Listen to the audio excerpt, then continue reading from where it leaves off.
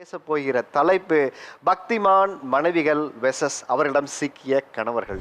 கும்புறதுனால மட்டும்தான் அப்படிங்கும்போது கொஞ்சம் வலிக்கும், ரொம்ப வலிக்கும், கொஞ்சம் ரொம்பவே வலிக்கும். ஆனால் அதை உள்வாங்க முடியாது. இருந்தாலும் வேற வழி இல்லை, அவங்க நல்லா இருக்கணும், சந்தோஷமா இருக்கட்டும் அப்படிங்கிற ஒரு தாட்டில் நம்ம போகிறோம். ஆனால் உழைப்பு என்னமோ நம்மளோட உழைப்பு.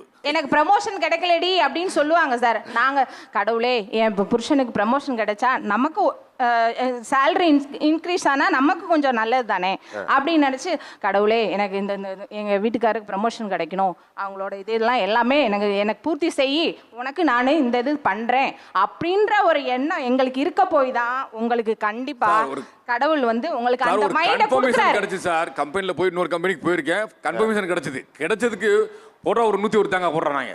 அப்பாவி ஒரு தேங்காய் 50 ரூபாய்க்கு விற்குது, நீ ஒரு 101 போட சொல்றியா? பரவாயில்ல சார், இதனால செலவழிக்கிறதுனால தப்பே இல்லை சார் எனக்கு தெரிஞ்சு. அதனால கடவுளுக்கு செய்யறதுல இவங்க குறை சொன்னாங்கன்னா நான் அதை ஏத்துக்கவே முடியாது சார். நான் தமிழ்நாடு மின்சார வாரியத்தில் அசஸராக இருக்கிறேன். லீவு நாட்களில் மக்களுக்கு ஜாதகம் பார்க்குறேன். இன்னைக்கு எனக்கு வயசு 57 வயசு ஆகுதுங்க ஐயா. இதில் என்னென்னா எனக்காக அவங்க ரொம்ப வேண்டுறாங்க. ஆனால் நான் இந்த கடவுளை நம்பி மக்களுக்கு நிறைய செஞ்சுருக்கிறேன்.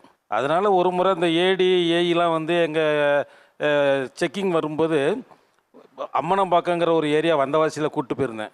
அப்போ அங்கே உள்ள மக்கள்லாம் எங்கள் சாமியாண்டன் காலில் கையில் விழுந்தாங்க, இதெல்லாம் பார்த்தாங்க, எங்கள் ஏடி பார்த்தாங்க. இன்றைக்கி 57 வயசு ஆகிப்போச்சு, எனக்கு இன்றைக்கி வரைக்கும் ப்ரொமோஷனே கிடையாது. இன்றைக்கி வரைக்கும் அசஸராக தான் இருக்கிறேன். அப்படி இந்த பக்தியில் ஆண்டவனை எங்கெங்கெல்லாம் வர வைக்கணுமோ அவ்வளவும் வர வைக்கிறேன். ஆனால் எங்கள் வீட்டம்மா பாருங்கள், நைட்டும் பார்க்க மாட்டாங்க, பகலும் பார்க்க மாட்டாங்க, அவ்வளோதான் இருக்காங்க.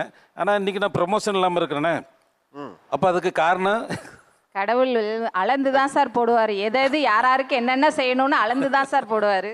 எல்லாத்துக்கும் பேசுறதுக்கு ஒரு திறமையை ஆண்டவன் உங்களுக்கு கொடுத்துருக்குறான். நமக்கு வேண்டது கிடைக்கலன்னா கடவுளை அளந்து கொடுப்பாருன்னு அடுத்து உங்களுக்கு சொல்லிடுது.